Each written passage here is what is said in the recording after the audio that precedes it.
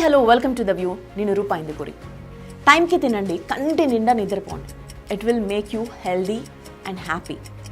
వినడానికి చాలా బాగుంది కదా, కానీ ఇక్కడ మనకి టైంకి తినేంత తీరుకుందా? కొన్ని హ్యాపీగా డైలీ ఒక 8 hours నిద్రపోయేంత ఫీజిబిలిటీ ఉందా? Definitely no. But why? ఇక్కడే మనకి కరెక్ట్ ఆన్సర్ దొరకదు. ఓవర్ టైం డ్యూటీ చేసి ఎక్కువ శాలరీ తీసుకుని త్వరగా ఆరోగ్యం చెడగొట్టుకుని హాస్పిటల్ బెడ్ ఎక్కాలని ఎవ్వరికీ ఉండదు. కానీ వర్క్ అట్మాస్ఫియర్ ఎంప్లాయీస్ని ఆ డేంజర్ సిచ్యువేషన్లోకి పుష్ చేస్తోంది. అప్రైజల్స్, హైక్స్, బాస్ ఇచ్చే అప్రిసియేషన్స్ ఇలాంటివన్నీ ఎంప్లాయీస్ మైండ్ సెట్ మార్చేస్తున్నాయి. పోనీ అప్రైజల్స్ వద్దు, హైక్స్ వద్దు అనుకున్నా మీకు పని మాత్రం తప్పదు. కనీసం ఉన్న ఉద్యోగంలో కంటిన్యూ కావాలంటే మిగతా ఎంప్లాయీస్ లాగా రన్నింగ్ చేయాల్సిందే. ఆ రేస్లో వెనకబడితే మీలాంటి వాళ్ళు బయట చాలామంది మీ జాబ్ కోసం వెయిట్ చేస్తుంటారు. సో మనకు వేరే ఆప్షన్ లేదు. అందుకే దీన్ని కార్పొరేట్ టాక్సిక్ వర్క్ కల్చర్ అంటాం. ఈ టాక్సిక్ వర్క్ కల్చర్ వల్లే కేరళకు చెందిన యంగ్ చార్టెడ్ అకౌంటెంట్ 26 years అన్నా సెబాస్టియన్ చనిపోయారు. ఎర్నెస్ట్ అండ్ గ్లోబల్ లిమిటెడ్ కంపెనీలో ఆమె వర్క్ చేస్తున్నారు.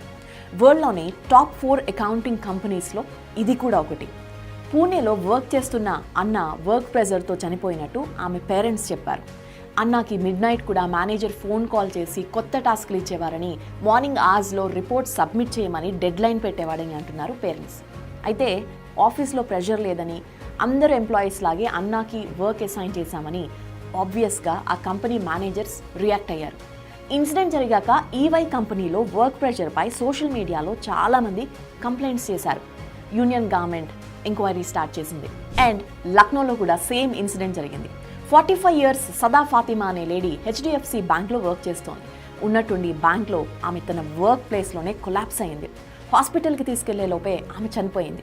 కార్డియాక్ అరెస్ట్ అని డాక్టర్స్ చెప్పారు. వర్క్ ప్రెషర్ వల్లే ఆమె చనిపోయిందని కొలీగ్స్ కూడా చెప్తున్నారు. ఈ ఇన్సిడెంట్ తర్వాత HDFCలో కూడా చాలా వర్క్ ప్రెషర్ ఉంటుందని నెటిజన్స్ తమ పర్సనల్ ఎక్స్పీరియన్స్ షేర్ చేస్తున్నారు. ఈవే కంపెనీ అయినా HDFC అయినా ఇలా నేమ్స్ చేంజ్ అవుతాయి, కానీ ఏ కంపెనీ అయినా వర్క్ ప్రెషర్ మామూలుగా ఉండదు. ప్రొడక్ట్ బేస్డ్ కంపెనీస్తో కంపేర్ చేస్తే సర్వీస్ బేస్డ్ కంపెనీస్లో ప్రెషర్ ఇంకొంచెం ఎక్కువ ఉంటుంది. ఒక వర్క్ ఆర్ టాస్క్ కంప్లీట్ చేయాలంటే అన్ని డిపార్ట్మెంట్స్ కలిసి పనిచేయాలి.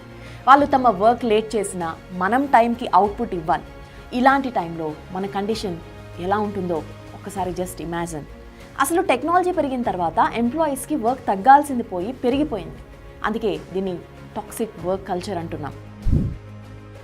అయితే ఇక్కడ మనం ఒక విషయం డిస్కస్ చేసుకోవాలి. ఈ టాక్సిక్ వర్క్ కల్చర్ వరల్డ్ మొత్తం ఉందా లేక ఇండియాలోనేనా? మన బ్యాడ్ లక్ ఏంటో తెలుసా? మన దగ్గరే ఇది ఎక్కువగా ఉంది. For example UK, Australia, Belgium, Ireland, ఫ్రాన్స్లో రైట్ టు డిస్కనెక్ట్ అనే ఒక పాలసీ ఉంది. అంటే ఆఫీస్లో మన వర్కింగ్ అవర్స్ కంప్లీట్ అయిపోతే ఆ రోజు ఇక మనం వర్క్తో డిస్కనెక్ట్ అయిపోయినట్టే. ఆ వర్క్ కంప్లీట్ చేయాల్సిందే అని ఎవరూ ప్రెషర్ పెట్టరు. ఒకవేళ కంప్లీట్ చేయకపోతే ఉద్యోగం పోయే ఛాన్స్ ఉండదు. ఇక జపాన్లో అయితే వీక్లో జస్ట్ 4 days వర్క్ అనే పాలసీని తీసుకొచ్చారు. అమెరికా లాంటి కంట్రీస్లో ఓవర్ టైం డ్యూటీలు, ఓవర్ బర్డెన్లు ఇంపాసిబుల్. ఇక్కడి వర్క్ కల్చర్కి అలవాటు పడి ఫారిన్ కంట్రీస్ వెళ్ళిన మన IT ఎంప్లాయీస్ చాలా కూల్గా వర్క్ చేసుకోవడానికి అదే main reason. And international labour organisation survey ప్రకారం ఇండియాలో 50%కి పైగా ఎంప్లాయీస్ వీక్లీ 49 hours కంటే ఎక్కువ వర్క్ చేస్తున్నారు. వరల్డ్లో భూటాన్ తర్వాత మనదే హైయెస్ట్ వర్కింగ్ అవర్స్. ఇలా జాబ్ని బర్డెన్గా ఫీల్ అయ్యే వారి గ్లోబల్ యావరేజ్ 20% కాగా ఇండియాలో అది 59%. ఈ టాక్సిక్ వర్క్ కల్చర్ వల్ల ఇండియాలో యంగ్ ఎంప్లాయీస్కి హార్ట్ ప్రాబ్లమ్స్ ఎక్కువయ్యాయి. మెంటల్ హెల్త్ కూడా పాడైపోతుంది. సో ఇక్కడ వరకు మనం ప్రాబ్లం ఏంటి అనేది డిస్కస్ చేసాం. అసలు దీనికి సొల్యూషన్ ఏంటి అనేది ఐడెంటిఫై చేసేందుకు ఒక్కసారి ట్రై చేద్దాం. ఎంప్లాయీస్ హెల్త్ పాడైపోవడానికి కారణాలు ఏంటి అని క్వశ్చన్ చేస్తే కొంతమంది మైండ్ బ్లోయింగ్ ఆన్సర్స్ ఇస్తారు. తెలుసా? Loneliness, junk food, sleepless nights, physical exercise లేకపోవడం వంటి రీజన్స్ చెబుతారు. అంటే తప్పంతా ఎంప్లాయీస్దే. అసలు హెక్టిక్ వర్క్ అవర్స్లో ఎంప్లాయీస్కి ఎక్సర్సైజ్కి టైం ఉంటుందా? పోనీ కష్టపడి టైం అడ్జస్ట్ చేసుకుంటే షిఫ్ట్ డ్యూటీస్తో అది పాసిబుల్ అవుతుందా? వర్క్ టెన్షన్తో ఏ మిడ్-నైట్ ఇంటికి వస్తే స్లీప్లెస్ నైట్స్ కాక ఇంకేముంటాయి? ఇంకా జంక్ ఫుడ్ విషయానికి వద్దాం. ఇంట్లో వంట చేసుకుని తిని టిఫిన్ బాక్స్ పెట్టించుకునేంత టైం మనకుండదు. పోనీ ఆఫీస్ క్యాంటీన్లో జంక్ ఫుడ్ లాంటివి కాకుండా హెల్దీ ఫుడ్ ఎవరైనా పెడుతున్నారా? పోనీ కనీసం లంచ్ టైమింగ్లో కంపల్సరీ బ్రేక్ ఇస్తున్నారా? ఇవేమీ జరగట్లేదు కాబట్టి ఎంప్లాయీస్ హెల్త్ని రిస్క్లో పెట్టి మరీ జాబ్ చేయిస్తున్నారు. ఎంతసేపు ఎంప్లాయీస్ గురించైనా అసలు ఎంప్లాయర్స్ ఏమనుకుంటున్నారో ఒక్కసారి చూద్దాం. వీక్లీ 40 అవర్స్తో సరిపెట్టద్దు, మ్యాక్సిమం 70 అవర్స్ వర్క్ చేయాలి. ఆ మధ్య ఇన్ఫోసిస్ కో-ఫౌండర్ నారాయణ్ మూర్తి ఇచ్చిన ఈ స్టేట్మెంట్ ఎంత వైరల్ అయిందో మనందరం చూసాం. వర్క్ లైఫ్ బ్యాలెన్స్ని నేను నమ్మను.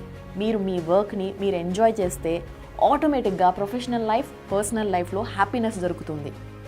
Ola India chief Bhavesh Agarwal statement ఇది. అంటే వర్క్లోనే హ్యాపీనెస్ వెతుక్కోమనేది ఆయన సజెషన్.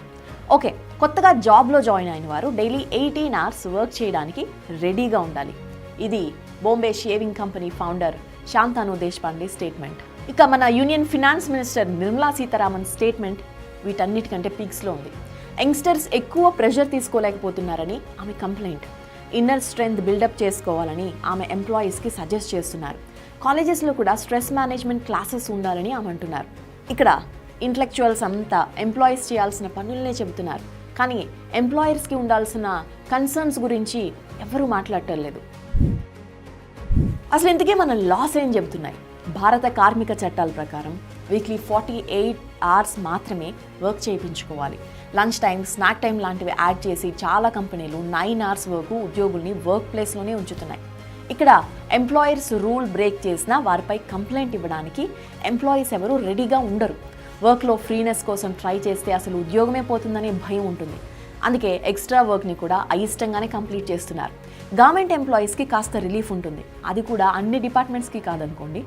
పోలీసులు అన్అఫీషియల్గా 24 అవర్స్ ఆన్ డ్యూటీలో ఉండాల్సిందే.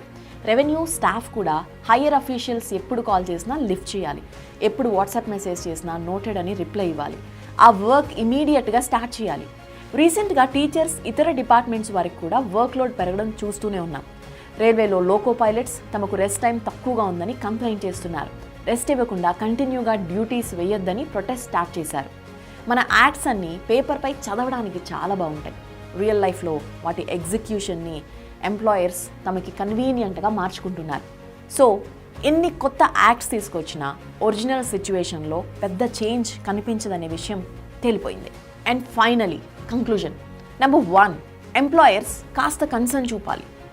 ఎంప్లాయీస్కి శాలరీస్ మాత్రమే కాదు, కాస్త ఫ్రీ టైం కూడా ఇవ్వాలి. వీక్లీ 2 డేస్ హాలిడేస్ ఇవ్వడం కాదు, మిగతా 5 డేస్లో నరకం చూపించకూడదు.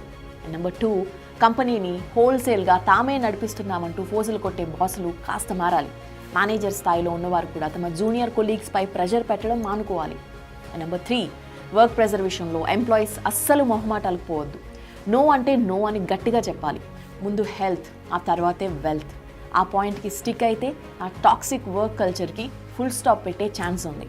That's all for now.